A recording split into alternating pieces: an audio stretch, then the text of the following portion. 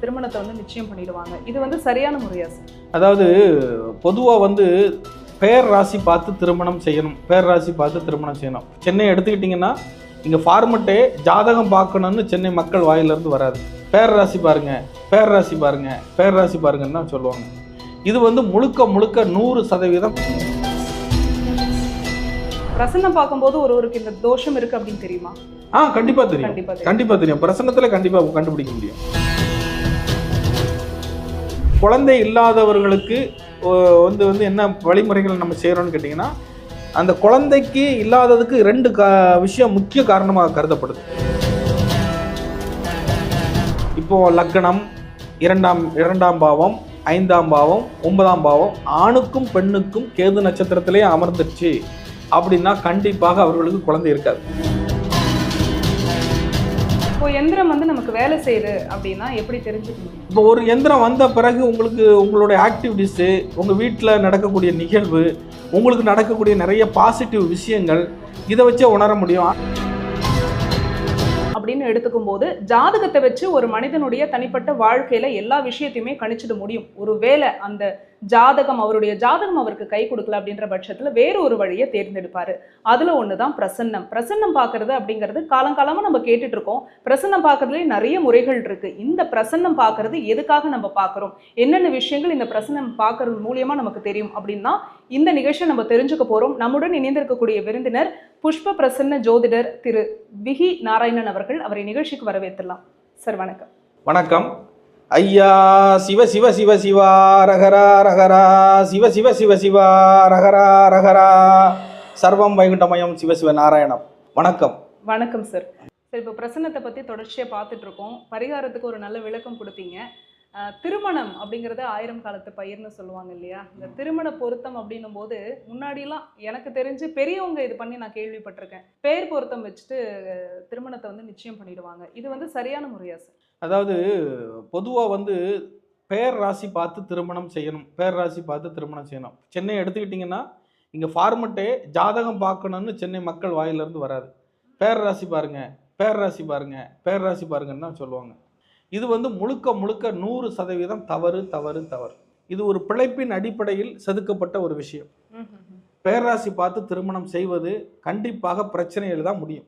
ஏன்னு கேட்டிங்கன்னா, உங்களுக்கு ஒரு உதாரணம், சின்னதாக ஒரு உதாரணம் சொல்கிறேன். இப்போ மேச ராசியில் கார்த்திகை நட்சத்திரம் வருது, கிருத்திகை நட்சத்திரம் வருது. சரி, அது மேச ராசிக்கும் வருது, ரிஷபராசிக்கும் வரும்.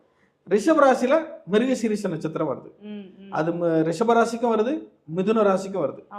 மிதுன ராசியில புனர்பூச நட்சத்திரம் வருது, அது மிதுனத்துக்கும் வருது, கடகத்துக்கும் வருது. சிம்ம ராசியில உத்திர நட்சத்திரம் வருது, அது சிம்ம ராசிக்கும் வருது, கன்னி ராசிக்கும் வருது. இப்படி 12 ராசிகளை நீங்க எடுத்துக்கிட்டா ஒரு ராசியோடு இன்னொரு 2 ராசிகளோடு நட்சத்திரம் தொடர்பு கொள்ளும். அப்ப வரக்கூடிய நேயர்கள் என்ன சொல்றாங்க, பேர் ராசி பாருங்க. அப்போ உங்க ஒரு பேர் கொடுக்குறாங்க, பொண்ணு பேர் ஒரு பேர் கொடுக்குறாங்க, மாப்பிள்ளை பேர் ஒரு பேர் கொடுக்குறாங்க. இது 2 ராசிக்கு தொடர்பு கொடுக்குது. எந்த ராசியில மாப்பிள்ளையை சேர்க்கிறது, எந்த ராசியில பொண்ணு சேர்க்கிறது. அப்போ தவறுதலான ஒரு முறைப்படி திருமணம் செய்தால் அது தவறாகத்தானே போய் முடியும். அதைத்தான் தப்பு பண்ணிட்டு இருக்காங்க. மேக்சிமம் இது தப்பு நடக்கிறது சென்னையில தான். பேர் ராசி பேர் ராசி பேர் ராசி அவங்க வாயில வர்றதே தான். ஏதாவது இதுல இது பொருத்தம், ஜாதக பொருத்தம் இல்லையா, உடனே நேரம் போக வேண்டியது. எங்கேயாவது கோயில்ல யாராவது குறுக்கள் இருந்தா பேர் ராசி பாருங்க. சரி, இப்போ முறையான திருமண பொருத்தம் அப்படின்னா எதை வச்சு பார்க்கணும்? ஜாதகம் இல்ல இந்த மாதிரி ஏதோ ஒரு சின்ன தவறுதல் இருக்கு. இப்போ உங்களுக்கு ஜாதகப்படி திருமண பொருத்தம் பார்க்கறது தான் முறைங்க. சப்போஸ் ஜாதகம் இல்லை அப்படின்னு ஒரு தீர்வு வருதுன்னா நீங்க உங்களுடைய குலதெய்வம்னு ஒன்று இருக்கும். இந்த ஜாதகம் கான்செப்டே இந்து முறைப்படி உள்ளதுதான். சரி, அதனால நீங்க இந்த ஜாதகத்துக்குள்ள உள்ள வந்துட்டீங்கன்னா உங்களுடைய குலதெய்வம்னு ஒன்று இருக்கும். உங்க குலதெய்வத்துக்கு முன்னாடி போய் நீங்க உட்கார்ந்துக்கிட்டு நீங்க பொண்ணு வீட்லையும் சரி மாப்பிள்ளை வீட்லையும் சரி பூ கட்டி போட்டு பார்க்கலாம். பூ கட்டி போட்டு இந்த பெண்ணுக்கு இந்த பையனை கொடுக்கலாமா, இந்த எடுக்கலாமா அப்படிங்கிறத பூ ஒரு 2 பேப்பரில் பூ கட்டி சாமிகிட்ட கொடுத்து ஒரு சின்ன குழந்தைய விட்டு அல்லது அர்ச்சகரை விட்டு 2ல் ஏதாவது அவங்க மனசில் நினச்சி வச்சுக்கிட்டு சொல்லி வச்சுக்கிட்டு எடுத்துட்டாங்கன்னா அதில் என்ன இது வருதோ அதை இறைநிலையோட போயிடும். எதுக்கு இருந்தாலும் கடவுளே பொறுப்பு அப்படின்னு சொல்லி, கடவுளே சாட்சி அப்படின்னு சொல்லி அதை விடலாம். ஜாதகம் இல்லாதவர்களுக்கு சில பேர் வேணுக்குன்னே என்ன பண்ணுவாங்கன்னா, ஜாதகம் எழுதலை, டேட் ஆஃப் பர்த்லாம் இருக்கும், ஜாதகத்தில் தோஷம் இருக்குன்னு சொல்லியிருப்பார் ஜோசியர். இதை மறைக்கிறதுக்காக பேர் ராசி அதில் தோஷம் இருக்குது இதில் தோஷம் இருக்குன்னு யாராவது ஜோசியர் சொல்லியிருந்தாருன்னா இனிமே கொண்டு பொண்ணு வீட்டில் இதை கொடுத்தா தோசை இருக்குன்னு சொல்லிடுவாங்க, அதனால நம்ம இதை மறைச்சாகணும், அதனால ஜாதகம் இல்லைங்க என்கிட்ட, பேர்ராசி பார்த்துடலாம், ஏன்னா பேர்ராசி பார்த்தா பொருந்திரும், அதான் அப்போ சண்டை வரும். 1000 பொய் சொல்லி ஒரு கல்யாணம் பண்ணலாம் இதான் பெரிய இந்த பொய். மாதிரி போய் இது அனகொண்டா பொய் அப்படின்னு இது. நீங்க சொல்றீங்க. சரி. ஆமா. இப்போ இது தோஷத்தை பத்தி பேசும்போது இப்ப நீங்க பிரசன்னம் பார்க்கும்போது ஒருவருக்கு இந்த தோஷம் இருக்கு அப்படின்னு தெரியுமா? கண்டிப்பா தெரியும், கண்டிப்பா தெரியும். கண்டிப்பா தெரியும். பிரசன்னத்துல கண்டிப்பா கண்டுபிடிக்க முடியும். சரி. அந்த தோஷத்துக்கு அதான் சொன்னேன்ப்பா, தோஷத்துக்கு உண்டான வழிமுறைகளே நம்ம செஞ்சு கொடுத்துறோம்னு சொல்லிட்டு. இப்போ ஒரு உதாரணத்துக்கு சொல்றேனே, பிரசன்னத்துக்கு வந்து குழந்தை இல்லாம வராங்கன்னு வச்சுக்கோங்க. ஆமா. குழந்தை இல்லாதவர்களுக்கு வந்து என்ன வழிமுறைகள் நம்ம செய்யறோம்னு கேட்டிங்கன்னா, அந்த குழந்தைக்கு இல்லாததுக்கு 2 விஷயம் முக்கிய காரணமாக கருதப்படுது. அதாவது ராகு கேதுக்கள். ஒரு லக்கணத்தில் 5ஆம் பாவம் 9ஆம் பாவம் குழந்தை ஸ்தானம். ஒரு ஆணுக்கு வந்து 5ஆம் பாவம் குழந்தை ஸ்தானம், ஒரு பெண்ணுக்கு 5ஆம் பாவமும் வரும் 9ஆம் பாவம் வரும், 2 நிலை. இதில் 2ஆம் பாவத்தையும் எடுத்துக்கொள்ளலாம், குடும்ப வாழ்க்கை அப்படிங்குது. அப்போ இவங்களுக்கு குழந்தை இருக்குமா இருக்காதா அப்படிங்கிறத தெரிஞ்சுக்கிடணும்னா அவர்களுடைய சுய ஜாதகத்தில் எல்லாமே கேது நட்சத்திரத்தில் அமர்ந்தால், இப்போ லக்கணம் 2ஆம் பாவம் 5ஆம் பாவம் 9ஆம் பாவம் ஆணுக்கும் பெண்ணுக்கும் கேது நட்சத்திரத்திலே அமர்ந்துச்சு அப்படின்னா கண்டிப்பாக அவர்களுக்கு குழந்தை இருக்காது. அவங்க அடாப்ட் சைல்டு போயிடலாம், ஒரு குழந்தையை தத்தெடுத்து வளர்க்கலாம். ஒருவேளை இதில் ஏதாவது ஒன்று வந்து நல்ல நட்சத்திரத்தில் இருக்குது, ஒரு குரு பார்வையோட இருக்குது, குருவுடைய நட்சத்திரத்தில் இருக்குது, ஒரு நல்ல கிரகங்களுடைய நட்சத்திரத்தில் இருக்குன்னா கண்டிப்பாக அவர்களுக்கு குழந்தை இருக்கும்.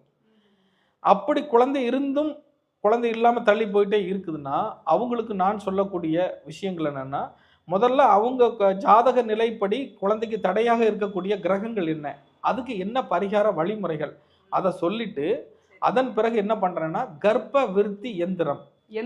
ஆமா, எந்திரம், கர்ப்ப விருத்தி எந்திரம் அப்படின்னு சொல்லிட்டு கர்ப்ப ரட்சகாம்பாள் அவங்களுடைய பாதத்துல வச்சு ஒரு 48 நாட்கள் பூஜை பண்ணி கணவன் மனைவி எங்க தங்குறாங்களோ அந்த பெட்ரூம்ல மாட்டணும். அந்த பெட்ரூம்ல மாட்டி அவங்க தாம்பத்தியத்தில் ஈடுபட்டு வரும் பொழுது கண்டிப்பாக குழந்தை பேர் கிடைக்கும். இது வந்து முதல்ல நம்ம சாமி கும்பிட்டு கொடுக்கும்போது அந்த எந்திரத்தை அவங்களுடைய குலதெய்வத்தில் வச்சு வணங்கிட்டு அதுக்கு சில நைவேத்திய முறைகள் இருக்கு, அதை பண்ணிட்டு அதுக்கப்புறம் அவங்க அதை மாட்டணும். கண்டிப்பாக அதில் ஒரு நல்ல ரிசல்ட் எதிர்பார்க்கலாம். நல்லா இருக்கு, நிறைய பேருக்கு அது பலன் அளிச்சிருக்கு. ஒரு முஸ்லீம் நண்பருக்கே பலன் அளிச்சிருக்கு, சாட்சியே இருக்கு நம்மகிட்ட. எந்திரம் பத்தி சொன்னதுனால இந்த கேள்வி கேட்கிறேன். எந்திரம் அப்படின்னா பொதுவா எல்லாருக்கும் ஒரு புரிதல் இருக்கு.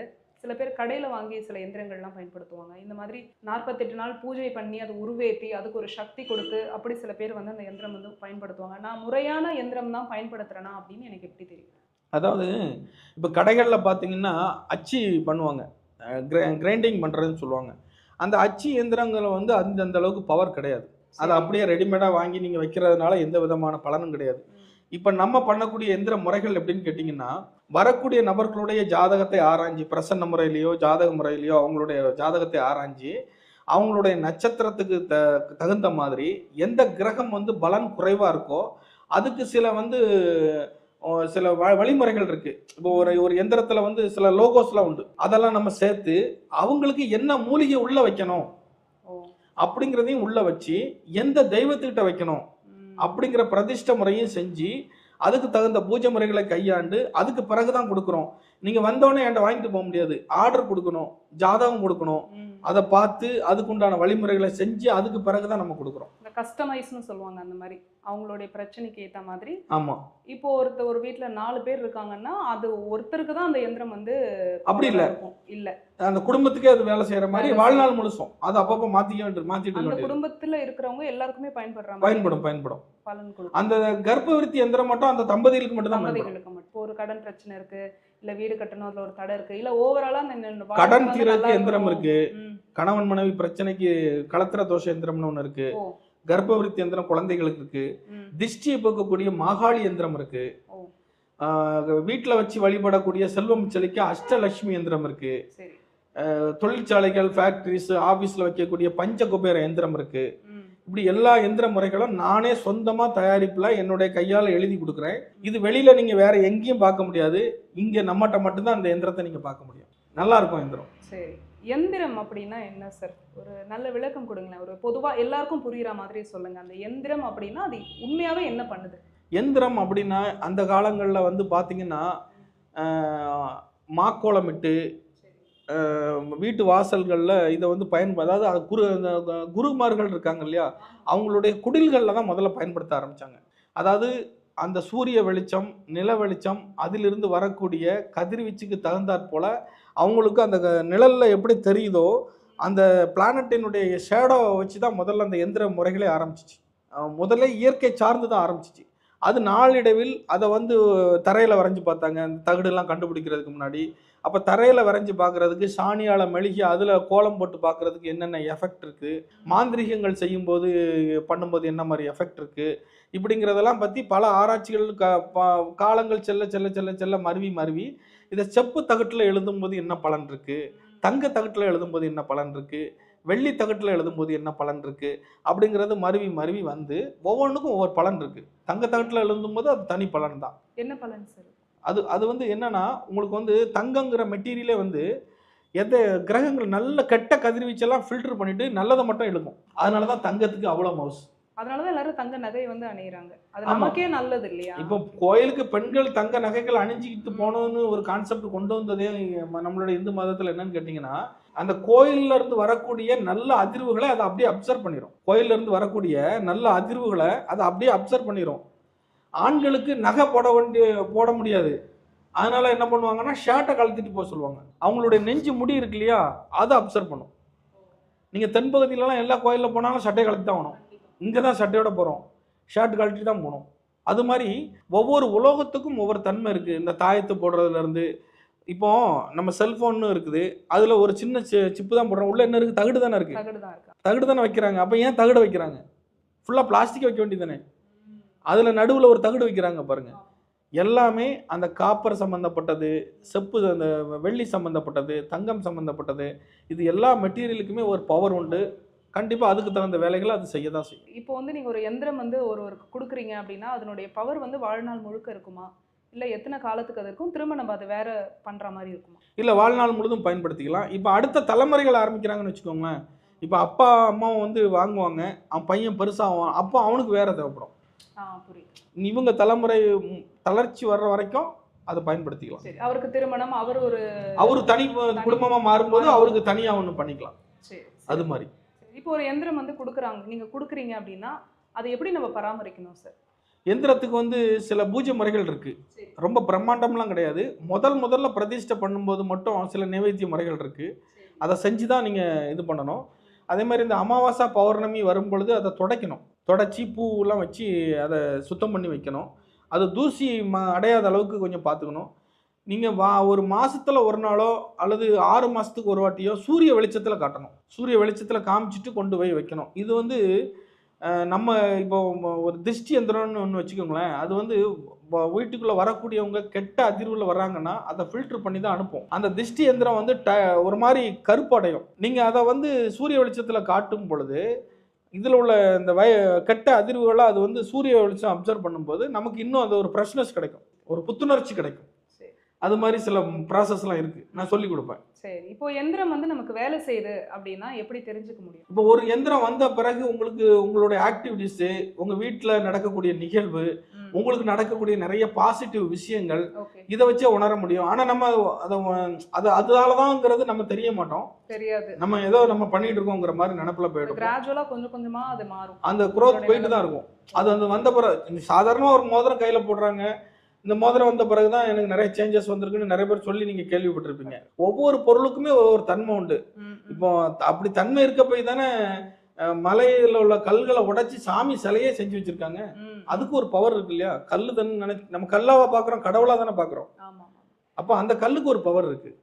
இன்னைக்கும் திருப்பதி கோயில் வெங்கடாச்சலபதி சிலையில வந்து நீங்க தங்க நகையை போட்டீங்கன்னா கையால கழட்ட முடியாத சூடா இருக்கும். அப்படியா? அவ்வளவு சூடா இருக்கும். அப்படியே துணியை பிடிச்சி தான் கழட்டுவாங்க. அந்த அளவுக்கு சூடா இருக்கும், கொதிக்கும், வேர்க்கும் அவருக்கு. அப்போ ஒவ்வொன்றுக்கும் ஒவ்வொரு தன்மை இருக்குது. சரி சரி, அது மாதிரி தான். இப்போ இந்த எந்திரம் பயன்படுத்துறதுல ஏதாவது விதிவிலக்கு இருக்கா சார்? விதிவிலக்குலாம் கிடையாது, யாருக்கு வேணாலும் பயன்படுத்தலாம். சரி, வணிகத்துக்கு, கடைகளுக்கு, நீங்க வேலை பார்க்கக்கூடிய இடங்களுக்கு, ஆஃபீஸ்க்கு, யார் வேணாலும் பயன்படுத்திக்கலாம். இப்போ சில பேர் வீட்டில் பூஜை பண்ணுறது ஒரு வழக்கமாக வச்சுருப்பாங்க. சில பேர் வந்து வேலைக்கு ஓடுறேன், நான் எப்பயாவது தான் வந்து நான் பூஜை ரூமுக்கே நான் வருவேன் அப்படின்னு சொல்லக்கூடிய சூழ்நிலை இப்போ பெண்களும் இருக்காங்க, ஆண்களும் இருக்காங்க. ஸோ இப்போ இந்த எந்திரத்துக்கு ஏதாவது விதிவிலக்கு இருக்கா? இல்லை, அப்படிலாம் ஒன்றும் இல்லை மேடம், வச்சுக்கலாம். ஆமாம், சாதாரணமாக வச்சுக்கலாம். அதான் சொன்னால் அஷ்டலட்சுமி, பெண்களுக்காக தான் அஷ்டலட்சுமி எந்திரமே. அவங்க டெய்லி பூஜை பண்ணலாம். அதுக்கு வந்து இந்த ஏலக்காய், கிராம்பு, நெய் விளக்கு, இது மாதிரி சில பூஜை முறைகள் மாறும். மாறும். ஒவ்வொரு இதுக்கும் பூஜை முறைகள் மாறும். அது மாதிரி அவங்க பண்ணிட்டு வந்தாங்கன்னா ரொம்ப நல்ல சிறப்பான பலனை எதிர்பார்க்கலாம். சரி. நம்ம இந்த புஷ்ப பிரசன்னத்தை பத்தி பார்க்கும்போது பொதுவா எல்லா கேள்வியுமே வந்து இதுல தெரிஞ்சுக்கலாம் அப்படின்னு சொன்னீங்க. இந்த வாஸ்து அப்படின்னு வரும்போது இந்த வீட்டை காட்டி தான் நம்ம வந்து வாஸ்து கேட்போம், இல்லைன்னா ஒரு டிராயிங் மாதிரி காட்டி இப்படிதான் நம்ம வாஸ்து வைக்க போறோம், இல்ல அவங்களுடைய அறிவுறுத்தல் வாஸ்து நிபுணர் சொல்றதை வச்சு நம்ம பண்ணுவோம். இந்த புஷ்ப பிரசன்னத்துல வாஸ்து வந்து பயன்படுத்த முடியுமா? கண்டிப்பா.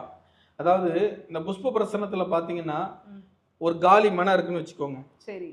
முதல்ல இந்த வீட்டுக்குள்ள போலாமா வேண்டாமான்னு கண்டுபிடிக்க முடியும். இந்த இடத்துல வந்து நம்ம வீடு கட்டலாமா வேண்டாமா அப்படிங்கிறத இந்த புஷ்ப பிரசன்னத்தை வச்சு கண்டுபிடிக்க முடியும். இது எப்படி அப்படின்னு கேட்டிங்கன்னா, அந்த இடத்தினுடைய மைய பகுதியில் ஒரு 2 அடி ஆழத்தில் 2க்கு 2 அடி ஆழம் தோண்டி ஒரு குழி தோண்டுவாங்க. குழி தோண்டி அதில் வந்து அந்த இடத்துக்கு சொந்தக்காரருடைய மனைவியை கூப்பிட்டு ஒரு 7 குடம் தண்ணீர் ஊற்றுவாங்க. அந்த 7 குடம் தண்ணீர் ஊற்றப்பட்டு அந்த தண்ணீரில் தாமரை பூவை போடணும். தாமரை பூவை போட்டு அந்த தாமரை பூ அப்படியே சுழண்டு வந்து நிற்கும். அது எந்த திசையில் வந்து நிற்குது, எதை பார்த்து நிற்குது, கவுந்து கிடக்குதா, மலர்ந்து இருக்குதா, அது அக்னி மூலையில் இருக்குதா, ஈசானிய மூலையில் இருக்குதா, எந்திர மூலையில் இருக்குதா, வாயு மூலையில் இருக்குதா, நிறுதி மூலையில் நிற்குதா, இதை வச்சு அந்த இடத்துக்கு நம்ம போனால் வாழலாமா அல்லது பிரச்சனைகள் வருமா, இந்த இடத்தில் வீடு கட்டி முடிக்க முடியுமா அப்படிங்கிற வாஸ்து அடிப்படையிலிருந்தே ஆரம்பிக்க முடியும். ஆமாம். சரி, இது வந்து காலி மனைக்கு இது சரியாக இருக்குது. மற்றபடி ஒரு கட்டின வீட்டுக்குள்ளே நாங்கள் வாடகைக்கு போகலாமா அல்லது எப்படி தெரிஞ்சுக்கிறது அப்படிங்கிறத பற்றி சில பேருக்கு ஆர்வம் இருக்கும். சில பேர் பழைய அப்பார்ட்மெண்ட் வாங்கிட்டு போவாங்க, பழைய வீடுகள் வாங்கிட்டு போவாங்க. அங்கே போய் நாங்கள் எப்படி பழம் தோண்ட முடியும் அப்படின்னு கேட்பாங்க. ஒரு அகண்ட பவுல், அதில் வந்து தண்ணி, அந்த குடும்ப தலைவி தண்ணீர் ஊற்றின உடனே ஒரு புஷ்பத்தை எடுத்து இதில் ரோஜா பூ மாதிரி யூஸ் பண்ணிக்கலாம் போட்டு அது எந்த மூலையில் நிற்குதுன்னு பார்த்து அதுக்கு உண்டான பலன்களை சொல்ல முடியும்.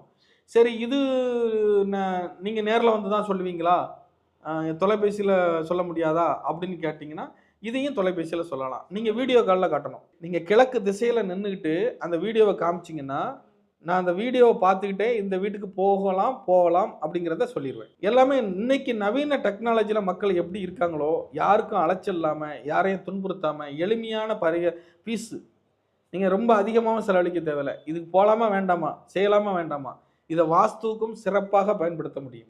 இவ்வளோ சொன்னீங்க. இப்போ வாஸ்து கோளாறு இருக்கக்கூடிய ஒரு வீட்டில் இருக்கோம் அப்படின்னா அதுக்கு இப்போ நீங்கள் எந்திரங்கள் குறிப்பிட்டீங்க இல்லையா, அந்த எந்திரம் ஏதாவது நீங்கள் அதுக்கு ஏதாவது கொடுக்குறீங்களா? வாஸ்து கோளாறாக இருக்கக்கூடிய வீடுகள் வந்து சரி செய்ய முடியும்னா தான் கொடுப்பேன். சரி செய்யவே முடியாது, இந்த வீட்டில் இருந்தால் வளர்ச்சி இருக்காது அப்படிங்கிற ஒரு வீட்டில் இருக்காங்கன்னு தெரிஞ்ச பிறகு அவங்கள கொடுக்க மாட்டேன். பொதுவாக வந்து பார்த்தீங்கன்னா இந்த வாஸ்துன்னு ஒன்று சொல்கிறேன், நிறைய பேர் நோயாளிகள் இருப்பாங்க. நோயாளிகள் இருக்கக்கூடிய வீடுகள் பார்த்தீங்கன்னா 99% சூரிய வெளிச்சம் வீட்டுக்குள்ளே வராத வீட்டில் தான் இருப்பாங்க. அந்த நோயாளிகள் பார்த்தீங்கன்னா மேக்சிமம் எந்த வீடு இருள் அடைஞ்சிருக்கோ, எந்த ரூம் இருள் அடைஞ்சிருக்கோ அங்கே தான் உட்காந்துட்டு இருப்பாங்க. அவங்க வெளிச்சமே பிடிக்காது. அவங்களுக்கு வெளிச்சம் பிடிக்காமல் எவர் ஒருவர் வாழ்கிறாரோ அவர் வந்து ஒரு நோயாளி. அது வாஸ்து அங்கேயே தெரிஞ்சு போயிடும். நீங்கள் இப்போ இன்றைக்கி நிறைய முதியோர்கள் இருக்கிறாங்க, நிறைய நோயாளிகள் இருக்கிறாங்க. நீங்கள் வீட்டில் எல்லா வீட்லேயும் போய் செக் பண்ணி பாருங்கள், அவங்க எந்த ரூமில் இருக்காங்கன்னு போய் பாருங்கள். சுற்றி ஜன்னல் அடைச்சிருக்கும், இருட்டில் இருப்பாங்க. அது காலையிலையும் வெளிச்சம் வராது, நைட்லேயும் வெளிச்சம் வராது. நீங்கள் காலையில் ஒரு அரை மணி நேரம் அவங்கள வந்து சூரிய வெளிச்சத்தில் இருக்க சொல்லுங்க, வரமாட்டாங்க. அப்போ அவங்களுடைய விதி நோயால் தான் சாகணும்னு விதி. அந்த விதியை மாற்ற சொன்னால் கூட மாற்ற மாட்டாங்க. இதுதான் உண்மை. இந்த நேர்மறை எண்ணம், எதிர்மறை எண்ணங்கள்லாம் நமக்கு வரும். இப்போ வீட்டில் வந்து ஒரு தீய சக்தி இருக்குது அப்படின்னா இந்த புஷ்ப பிரசன்னத்தில் அது தெரியுமா? கண்டிப்பாக தெரியும். இப்போ நீங்கள் வைக்கக்கூடிய போதே அந்த வீட்டில் என்ன மாதிரியான சக்திகள் இருக்குது, தெய்வ சக்தி இருக்கா, அசுத்த சக்தி இருக்குதா, இதில் வந்து நம்ம அந்த வீட்டில் உள்ளவங்களுடைய நடவடிக்கை என்ன அப்படிங்கிறத அழகாக தெரிஞ்சுக்க முடியும். இப்போ ஒருத்தர் வந்து இப்போ நம்ம ஊரில் இல்லை, வெளிநாட்டில் இருக்காரு, அங்கே இருக்கக்கூடிய சூழ்நிலை இன்னொருத்தவங்க கூட தங்கி தான் இருப்பாங்க. இப்போ கடல் கடந்து எல்லை தாண்டி இருக்கக்கூடிய விஷயங்களும் இந்த புஷ்ப பிரசன்னத்தில் தெரியுமா? கண்டிப்பாக தெரிஞ்சுக்க முடியும். அதாவது வெளிநாட்டு யோகம் இருக்கா, வெளிநாட்டில் வாழ முடியுமா, வெளிநாட்டுக்கு போயிட்டு வர்றதுக்கான யோகா அமைப்பு இருக்கா, வெளிநாட்டில் அங்கேயே தங்கி வாழ்றதுக்கான அமைப்பு இருக்கா, அதெல்லாம் தெரிஞ்சுக்க முடியும். அவங்க இருக்கக்கூடிய சூழ்நிலை அவங்களுக்கு எதுவாக இருக்கா இல்லையாங்கிறது இங்கேருந்து உங்களால் சொல்ல முடியும். அவங்க வந்து நல்லா இருக்காங்களா அல்லது ரொம்ப கஷ்டப்படுறாங்களா, அந்த வெளிநாட்டு சூழ்நிலை அவங்களுக்கு ஒத்து வருதா, அல்லது இந்தியாவுக்கு வந்துருவாங்களா, இதெல்லாம் கூட தெரிஞ்சுக்க முடியும். ஏன்னா புவியியல் ரீதியா வந்து ஒரு இடத்துக்கு அதனாலதான் நீங்க பிறந்த ஊர் எதுன்னு கேட்பாங்க ஜாதகம் எழுதும்போது. ஆமா. ஒரு ஊர் மாறும்போது அதனுடைய அமைப்பு மாறும், ஜியோகிராபிக்கலா வந்து எல்லாமே மாறும். ஸோ புஷ்ப பிரசன்னத்துல அப்படி மாறுதல் இருக்கும்போது உங்களால அதை சொல்ல முடியுமா? கண்டிப்பா சொல்ல முடியும், கண்டிப்பா சொல்ல முடியும் மேடம். புஷ்ப பிரசன்னத்தை பற்றி நம்ம பேசிகிட்டு இருந்தோம். எனக்கு வந்து ஒரு எலுமிச்சை பழத்தையும் பூவையும் வச்சு அந்த புஷ்ப பிரசன்னம் எனக்கு நீங்கள் சொன்னீங்க. 2 விஷயம் கரெக்டாக இருந்தது. வெளியில் இருக்கிறவங்க வந்து நம்பர் சொன்னால் போதும் அப்படின்னு சொன்னீங்க. ஆமாம், அதை பார்த்துடலாமா? பார்க்கலாம், ஒன்றும் பிரச்சனை இல்லை, பார்க்கலாம். சரி, ஓகே. நானே ஒருத்தரை சொல்கிறேன், நான் யாராவது என்னோட கலீக்கு நான் கால் பண்ணி கேட்குறேன். கேளுங்க. நீங்கள் சொல்கிறீங்களா சார்? கேளுங்க, ஃபோன் பண்ணுங்க, ஒன்றும் இல்லை. ஹலோ பிரவீன். நான் திவ்யா பேசுகிறேன். ஒன்றும் இல்லைப்பா, நீ கொஞ்சம் பிஸியா, கொஞ்சம் ஃப்ரீயாக இருக்கீங்களா? அப்படியா? சரி, ஒரு 2 மினிட்ஸ் மட்டும் எனக்காக கொஞ்சம் ஒதுக்கலாம். நம்ம இங்கே வடபழனியில் ஒரு ஆஸ்ட்ராலஜி ஷூட்டுக்கு வந்திருந்தோம்ல, காலையில் ஒரு டீமோட வந்திருந்தோம்ல. ஸோ அங்கே தான் இருக்கேன். ஒன்றும் இல்லை, நம்ம ஷோவில் ஒரு கான்செப்ட் தான். ஸோ நமக்கு தெரியாதவங்களுக்கு கால் பண்ணுறத தெரிஞ்சவங்களுக்கே கால் பண்ணி கேட்கலாம் அப்படின்னு சொல்லிட்டு, வெளியில் யாராவதுலேருந்து கால் பண்ணணும் அப்படின்னு சொன்னாங்க. அதனால தான் சரி உங்களுக்கு கால் பண்ணலான்னு பண்ணேன். ஒன்றும் இல்லை, ஆஸ்ட்ராலஜர் வந்து உங்ககிட்ட பேசுவாங்க. ஜஸ்ட் அதை மட்டும் நீங்கள் அவருக்கு ரிப்ளை மட்டும் பண்ணுங்க, ஓகேவா? Okay okay. வணக்கம் தம்பி, உங்களோட பேர் சொல்லுங்க. என் பேர் பிரவீன்குமார் சார். சரிங்க, உங்களுடைய வயசு சொல்லுங்க. என்னோட வயசு 21 சார். 21. ஆமாங்க சார். 1ல இருந்து 12க்குள்ள ஒரு நம்பர் சொல்லுங்க. 1ல இருந்து 12க்குள்ள. ஆமா. 10 சார். 10. சரி, 1ல இருந்து 12க்குள்ள ஒரு நம்பர் சொல்லுங்க. இன்னொரு வாட்டி. 4 சார். 4. தம்பி, இந்த புஷ்ப பிரசன்னத்துல வரக்கூடிய பலன் நான் உங்களுக்கு சொல்றேன், சரியான்னு சொல்லுங்க. சரியா? சரிங்க சார். ஆனா வெக்கப்படக்கூடாது, உண்மையை ஒத்துக்கணும். சரிங்க. இதுல வந்து பாத்தீங்கன்னா, இப்போ உங்களுக்கு தொழில் சார்ந்த சிந்தனைகள், அதாவது வேலையில வந்து ஒரு மாற்றத்தை நீங்க எதிர்பார்த்துக்கிட்டு இருக்கீங்க, ஒரு நல்ல முன்னேறணும் அப்படிங்கிற வெறி இருக்கு மனசுக்குள்ள. அதுக்கு தகுந்த சான்ஸ் கிடைக்குமான்னு உங்க மனசு போராடிட்டு இருக்குங்க. ஹலோ? ஆமாங்க சார். வெளியில தெரியாம ஒரு காதல் பிரச்சனையும் ஓடிட்டு இருக்கு, அது வெளியில சொல்லாம இருக்கீங்க. ஹலோ? சத்தத்தை காணோம். சரியா? சரி. இந்த ரெண்டு விஷயங்கள் இப்போ உங்களுக்கு புஷ்ப பிரசனத்தில் வருதுங்க. உங்கள் அம்மாவினுடைய உடல் நிலையில் கொஞ்சம் கவனம் தேவை. அம்மாவுக்கு ஏதாவது கண் ஆப்ரேஷன் சம்மந்தப்பட்டது ஏதாவது பண்ணாங்களா? இல்லைங்க சார். கண்ணு சம்மந்தப்பட்ட பிரச்சனை ஏதாவது இருக்குதுங்களா அம்மாவுக்கு? இருக்குங்க சார். ஆமாங்க சார், சொல்லி ரொம்ப நாளாக சொல்லிட்டு இருக்காங்க. அந்த கண்ணு சம்மந்தப்பட்ட விஷயத்தில் ஒரு ஆப்ரேஷன் மாதிரி காட்டுதுங்க. கொஞ்சம் கவனமாக அம்மாவை பார்த்துக்கோங்க, சரிங்களா? சரிங்க சார். இந்த 3 விஷயம் உங்களுக்கு புஷ்ப பிரசனத்தில் வருதுங்க. உங்களுடைய பணங்கள் வந்து உழைப்பை மீறி செலவாயிட்டு இருக்கு. உழைப்பை மீறி செலவாயிட்டு இருக்கு. நீங்க உங்க செலவுக்கு தகுந்த மாதிரி வருமானம் வராம தவிச்சிட்டு இருக்கீங்க. மனசுக்குள்ள ஒரு பெரிய போராட்டம் ஓடிட்டு இருக்குங்க. உங்க கூட பிறந்த சகோதரர்கள் யாருக்காவது உடல்நிலை பாதிப்பு இருக்குதுங்களா? சகோதரி இருக்காங்க, தங்கச்சி இருக்காங்க. அவங்களுக்கு உடம்பு ஏதாவது பிரச்சனை இருக்குதுங்களா? ஆமாங்க சார். அவங்களுக்கு இது தைராய்டு இருக்குங்க சார். தைராய்டு இருக்குங்களா? ஆமாங்க சார். சரிங்க. இதுதான் இந்த பார்த்தீங்களா, இதுதான் புஷ்ப பிரசன்னத்தில் எல்லாமே வெளியே வந்துடும். இதுதான் நம்மளோட புஷ்ப பிரசன்னத்தோட. அது நீங்களே கட்டிக்கிட்டீங்களா மேடம்? சரி தம்பி, ரொம்ப நன்றி. தேங்க்யூ பிரவீன். அந்த காதல் விஷயம் எனக்கு தெரியாது, சாரி உன்னை கோத்து விட்டுருந்தா. தேங்க்யூம்மா, போய் சாப்பிடுங்க லஞ்ச். தேங்க்யூ. நன்றி சார். இப்படிதான் எல்லாமே வெளியே வந்துடும். ஓகே. ஏன் நாங்கள் சொன்னோம் அப்படின்னா, அது கரெக்டா இருக்கான்னு இன்னொரு வாட்டி நீங்களே செக் பண்ணுங்க. கரெக்ட் தான். அப்பதான் மக்களுக்கு நம்புற மாதிரி இருக்கும். புஷ்ப பிரசன்னத்தை பத்தி பேசணும், நிறைய விஷயங்கள் தெரிஞ்சுக்கிட்டோம். பிரசன்னம் எனக்கு தெரிஞ்சு நிறைய பாக்குறாங்க, அதுல நம்பிக்கை அப்படிங்கிறது வந்து வராது. ஏன்னா ஒரு பிரசனம்னா குறி சொல்ற மாதிரி அப்படின்னு மக்களோட ஆதி காலத்தில் லெமுரியா கண்டம் அந்த காலங்களில் கடைபிடிச்சி நாக வம்சத்தினர் கடைபிடிச்சி வந்து இதில் வந்து சர்ப்பங்கள் போட்டிருப்பாங்க. இந்த நம்ம இந்த பல்லாங்கு இது விளையாடுவாங்க பார்த்தீங்களா, பரமபதம். ஆமாம். கிட்டத்தட்ட அந்த பரமபதத்தில் உள்ள கான்செப்ட் தான் இது. சமூக வலைதளங்களை திறந்தீங்கன்னா எதை திறந்தாலுமே ஃபுல்லாக ராசி பலன், குரு பயிற்சி, சனி பயிற்சி, உங்களுக்கு இந்த பயிற்சிக்கு அப்புறம் எப்படி இருக்கும், இப்படி ஒரு காமனான பலன்களையே மக்கள் வந்து சந்திச்சுட்டே இருக்காங்க. இதில் ஒரு வகையான சலிப்பு தட்டுருச்சு மக்களுக்கு. ஜாதகத்தில் நடக்கக்கூடிய நிகழ்வை ஒரு முகம் பார்க்கும் கண்ணாடி போல் பிரதிபலிக்கக்கூடியதுதான் இந்த புஷ்ப பிரசன்னம். இப்ப நாம பயன்படுத்தக்கூடிய இந்த புஷ்ப பிரசன்ன முறைங்கிறது, இந்த எலுமிச்சங்கனி இருக்கு பார்த்தீங்களா, இந்த எலுமிச்சங்கனி, இந்த பூ, இதான் இந்த ரெண்டு விஷயம் தான். உங்களுடைய பெயர், உங்களுடைய வயசு.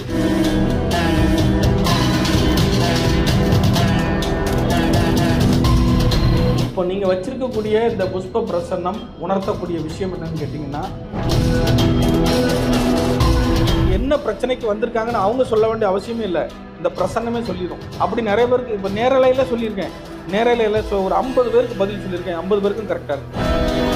ஒரு மனிதனுடைய தனிப்பட்ட வாழ்க்கையில எல்லா விஷயத்தையுமே கணிச்சிட முடியும். ஒருவேளை அந்த ஜாதகம், அவருடைய ஜாதகம் அவருக்கு கை கொடுக்கல அப்படின்ற பட்சத்துல வேற ஒரு வழியை தேர்ந்தெடுப்பாரு. அதுல ஒண்ணுதான் பிரசன்னம். பிரசன்னம் பார்க்கறது அப்படிங்கிறது காலங்காலமா நம்ம கேட்டுட்டு இருக்கோம். பிரசன்னம் பார்க்கறதுலயே நிறைய முறைகள் இருக்கு. இந்த பிரசன்னம் பார்க்கறது எதுக்காக நம்ம பார்க்கறோம், என்னென்ன விஷயங்கள் இந்த பிரசன்னம் பார்க்கறது மூலியமா நமக்கு தெரியும் அப்படின்னா இந்த நிகழ்ச்சியை நம்ம தெரிஞ்சுக்க போறோம். நம்முடன் இணைந்திருக்கக்கூடிய விருந்தினர் புஷ்ப பிரசன்ன ஜோதிடர் திரு விஹி நாராயணன் அவர்கள். அவரை நிகழ்ச்சிக்கு வரவேற்றலாம். சார் வணக்கம். வணக்கம் ஐயா. சிவ சிவ சிவ சிவா ரகரா ரகரா, சிவ சிவ சிவ சிவா ரகரா ரகரா, சர்வம் வைகுண்டமயம் சிவ சிவ நாராயணம். வணக்கம். வணக்கம் சார். சொல்லுங்க. பொதுவாக இந்த பிரசன்னம் அப்படின்னு நான் கேள்விப்பட்ட வரைக்கும் வெத்தலை வச்சு பிரசன்னம் பார்ப்பாங்க, சோழி உருட்டி பிரசன்னம் பார்ப்பாங்க. ஜாதகம் நமக்கு சரியா தெரியல, பிறந்த நேரம் முறையா தெரியலன்ற பட்சத்துல தான் பிரசன்னம் பார்ப்பாங்க. இதுல நிறைய கேள்விகளும் சந்தேகங்களும் இருக்கு. முதல்ல பிரசன்னம் பார்க்கறது அப்படிங்கிறது இதனுடைய பலன் வந்து சொல்லுங்க. அதாவது பிரசன்னம் வந்து முதல்ல பிரசன்னத்தினுடைய தன்மை என்னன்னு கேட்டிங்கன்னா, ஜோதிடம் பிறப்பதற்கு முன்பு தோன்றியது தான் பிரசன்னம். முதல்ல தோன்றியது நிமித்தம், நிமித்தத்துக்கு பிறகு தோன்றியது ஆரூடம், ஆரூடத்திற்கு பிறகு தோன்றியது பிரசன்னம், பிரசன்னத்துக்கு பிறகு தோன்றியது ஜோதிடம். இப்படி ஒன்று கொண்டு தொடர்புடையது. இதிலே பஞ்சபட்சி சாஸ்திரங்கள், இப்படி பல வானூர் சாஸ்திரம், வல்லூர் சாஸ்திரம், இப்படி பல சாஸ்திரங்கள் அதில் இருக்குது. இப்போ இந்த பிரசன்னம் எதுக்காக பார்க்கணும், இந்த காலத்தில் என்ன மாதிரி இருக்குது அப்படின்னு பார்த்தீங்கன்னா, இப்போ சமீப காலமாக மக்கள்கிட்ட எதை தின்னா பித்தம் தீரும் அப்படிங்கிற நிலைமையில இருக்காங்க. காரணம் என்னன்னு கேட்டிங்கன்னா, நீங்களே பார்த்துருப்பீங்க, சமூக வலைதளங்களை திறந்தீங்கன்னா எதை திறந்தாலுமே ஃபுல்லாக ராசி பலன், குரு பயிற்சி, சனி பயிற்சி, உங்களுக்கு இந்த பயிற்சிக்கு அப்புறம் எப்படி இருக்கும், இப்படி ஒரு காமனான பலன்களையே மக்கள் வந்து சந்திச்சுட்டே இருக்காங்க. இதில் ஒரு வகையான சலிப்பு தட்டிருச்சு மக்களுக்கு. என்னடா குரு பயிற்சி போட்டிருக்காங்க, இந்த வருஷம் பிறந்தா நல்லா இருக்கும்னு போட்டிருக்காங்க, ஆனால் நமக்கு எந்த விதமான மாற்றமும் தெரியலையே அப்படின்னு சொல்லி மக்கள் வந்து மனசுக்குள்ள ஒரு குமுறல் இருக்குது. வருஷம் பிறக்குது, ஆனால் நமக்குள்ள எந்த மாற்றமும் தெரியலையே அப்படிங்கிற ஒரு குமுறல் இருக்குது. அதாவது பொதுவாக பார்த்தீங்கன்னா இந்த பயிற்சி பலன்கள்லாம் சொல்கிறது வந்து ஒரு மக்களுடைய இன்ட்ரெஸ்ட்டுக்காக தான். இந்த பொதுவாக சொல்லக்கூடிய இந்த பயிற்சி பலன்களும் ஒரு தனி மனித ஜாதகமும் பொருந்துமானா பொருந்தாது. மன ஆறுதல்னு சொல்றீங்க. மன ஆறுதலுக்காக சொல்றது, மன ஆறுதலுக்காக பார்த்துக்கிறது. இப்போ ஒரே ராசியில, ஒரே நட்சத்திரத்துல, ஒரே நாளில் பிறந்தவங்க எத்தனையோ கோடி பேர் இருப்பாங்க. எல்லாருக்கும் ஒரே மாதிரியான கிரக நிலைகள் வேலை செய்யுமானா செய்யாது. அந்தந்த தனி மனிதனுடைய ஜாதகம் எப்படி இருக்கிறது, அந்த ஜாதகத்துக்கு ஏற்றாற் போல அப்போ வரக்கூடிய நேரங்கள் எப்படி இருக்குன்னு அவனுடைய தனிப்பட்ட ஜாதக முறைகளை பார்க்கும் பொழுது தான் அதை கணிக்க முடியும். ஜாதகம் என்பது 100க்கு 100 உண்மை. இப்போ ஜாதகத்தை சார்ந்து ஜாதகத்துக்கு என்னென்ன கிரகங்களை நம்ம தேர்ந்தெடுக்கிறாங்களோ அதையெல்லாம் நம்ம இந்த புஷ்ப பிரசன்னத்தில் பயன்படுத்துகிறோம். இப்போ நாம் பயன்படுத்தக்கூடிய இந்த புஷ்ப பிரசன்ன முறைங்கிறது, இந்த எலுமிச்சங்கனி இருக்குது பார்த்தீங்களா, இந்த எலுமிச்சங்கனி, இந்த பூ, இதான் இந்த ரெண்டு விஷயந்தான். உங்களுடைய பெயர், உங்களுடைய வயசு, உங்களுக்கு டேட் ஆஃப் பர்த் தேவையில்லை, வேறு எந்த டீட்டெயில்ஸும், உங்கள் ஜாதகம் தேவையில்லை, எந்த டீட்டெயில்ஸும் தேவையில்லை. இந்த எலுமிச்சங்கனி, உங்களுடைய பேர், உங்களுடைய வயசு இருந்தால் போதும். வரக்கூடிய நேயர்கள் வந்து இந்த 12 கட்டம், ராசி கட்டம் அந்த வச்சுருக்கோம் பார்த்தீங்களா, இது வந்து ராசி கட்டம். இந்த ராசி கட்டத்தில் அவங்க வந்து வைக்கிறாங்கன்னா, அவங்க எந்த கட்டத்தில் வைக்கிறாங்களோ அந்த வைக்கக்கூடிய நிமிஷம், அந்த நேரம், ஆருடம், நட்சத்திரம், என்ன பலன் ஓடுது, அவங்க வந்த சூழ்நிலை, இதெல்லாம் பொறுத்து அந்த பலன்கள் வெளிப்படும். சரிங்களா? ஆனால் ஒரு சில பேர் நேரில் வர முடியாது. அப்போ நேரில் வர முடியாதவங்க எப்படி இதை பார்க்க முடியும் அப்படின்ட்டு நீங்கள் ஒரு கேள்வி வரும். ஆமாம். அப்போ அவங்க என்ன பண்ணலாம் அப்படின்னா, இப்போ தொலைபேசியில் தொடர்பு கொண்டு பேசுவாங்க. இப்போ வெளிநாட்டிலேருந்து பேசலாம், வெளி மாநிலத்திலேருந்து பேசலாம், வெளியூர்லேருந்து பேசலாம். என்னால் நேரில் வர முடியாது அப்படிங்கிற சூழ்நிலையில் இருக்கலாம். அப்போ ஃபோனில் தொடர்பு கொண்டு பேசக்கூடிய மக்களுக்கு நான் இப்போ பொதுவாக 99% மக்கள் ஃபோனில் தான் வராங்க. இன்றைக்கி வந்து நவீன டெக்னாலஜி போயிடுச்சு. கூகுள் பேல பணம் போடுறாங்க, பணத்தை போட்டுட்டு லைனில் வந்துடுறாங்க. நான் ஃபோன்லேயே பார்த்து சொல்லிடுறேன். இது எப்படி சொல்வேன்னு கேட்டிங்கன்னா, அவங்க வந்து நான் அவங்ககிட்ட கேட்பேன், 1லேருந்து 12க்குள்ள ஒரு நம்பர் சொல்லுங்க. ஏன்னா அவங்கள்ட்ட ராசி கட்டம் தெரியாம இருக்கும். இந்த மேஷம், ரிஷபம் இதெல்லாம் பேர் கூட சொல்ல தெரியாம இருப்பாங்க, பாமர மக்களா இருப்பாங்க. அதனால யாரா இருந்தாலுமே 1லேருந்து 12க்குள்ள ஒரு நம்பர் சொல்லுங்கன்னு சொல்லுவேன். அவங்க சொல்லுவாங்க. அதன் பிறகு இன்னொரு வாட்டி அகைன் அதே மாதிரி 1லேருந்து 12க்குள்ள ஒரு நம்பர் சொல்லுங்கன்னு சொல்லுவேன். இந்த பூவையும் எலுமிச்சை பழத்தையும் ஒவ்வொரு கட்டத்தில் வச்சுட்டு நான் பலன் சொல்லுவேன். இந்த பலனை கேட்ட பிறகு அவங்களுடைய சுய ஜாதகத்தை ஒப்பிட்டு பார்த்தாங்கன்னா இந்த பலன்ல வரக்கூடியதும் சுய ஜாதகத்தில் நடக்கக்கூடியதும் ஒரே மாதிரி இருக்கு. அப்போ ஜாதகத்தில் நடக்கக்கூடிய நிகழ்வை ஒரு முகம் பார்க்கும் கண்ணாடி போல் பிரதிபலிக்கக்கூடியதுதான் இந்த புஷ்ப பிரசன்னம். புரியுதுங்களா? அதனால இந்த புஷ்ப பிரசன்னம் வந்து இதனுடைய வெளிப்பாடு பார்த்தீங்கன்னா எல்லாவித பிரச்சனைகளுக்கும் தீர்வு கொடுக்கும். எல்லாவித பிரச்சனைகளுக்கும் தீர்வு கொடுக்கும். இதுக்கு தான் அப்படின்ட்டு கிடையாது. இப்போ படிப்பு பற்றி தெரிஞ்சுக்கலாம், தொழில் பற்றி தெரிஞ்சுக்கலாம், கணவன் மனைவி உறவு பற்றி தெரிஞ்சுக்கலாம், எதிர்கால வாழ்க்கை பற்றி தெரிஞ்சுக்கலாம். உங்களுடைய ஜாதகத்தில் நீங்கள் எதையெல்லாம் தெரிஞ்சுக்கிடணும்னு ஆசைப்படுறீங்களோ அதையும் தாண்டி இதுக்கு இன்னொரு படிக்கு மேலே இதில் இன்னொரு நுட்பமான விஷயங்களும் தெரிஞ்சுக்கலாம். எப்படின்னு கேட்டிங்கன்னா, ஜாதகத்தில் வந்து ஒரு சில பேருக்கு இரும்பு சம்பந்தமான ஒரு தொழில் அமையும்னு காமனாக இருக்கும். அப்போ அந்த இரும்பு சம்பந்தமான தொழிலை நான் எப்போது ஆரம்பிக்கலாம்?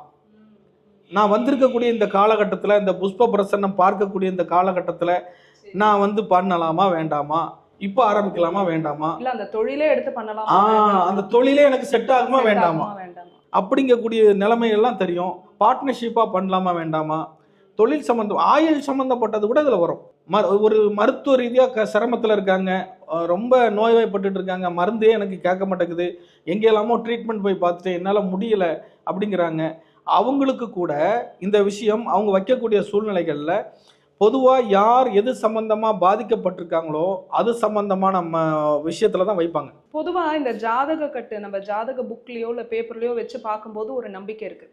அதே நம்பிக்கை இந்த பிரசன்னம் வச்சு பார்க்கும்போதும் நம்பிக்கை வருமா? ஏன்னா வாழ்க்கையில் முக்கியமான ஒரு முடிவுகள் எடுக்கிறோம், இல்லை நீங்கள் சொன்ன மாதிரி ஆரோக்கியத்துக்காக கேட்குறோம் அப்படின்னும் போது இந்த பிரசன்னத்தில் வச்சு கேட்குறதுல வச்சே அவங்களுக்கு வந்து அந்த நம்பிக்கை வந்துடும். அவங்களுக்கு எப்போ அந்த நம்பிக்கை பிறக்கும் அப்படின்னு கேட்டிங்கன்னா, இப்போ நம்ம அவங்க வச்சு அந்த பலன் சொல்கிறோம் இல்லையா, இந்த பலனும் அவங்க வாழ்க்கையில் நடந்துக்கிட்டு இருக்கக்கூடிய நிகழ்வும் ஒரே மாதிரி இருக்கும்போது அவங்களுக்கு அந்த நம்பிக்கை பிறக்கும்.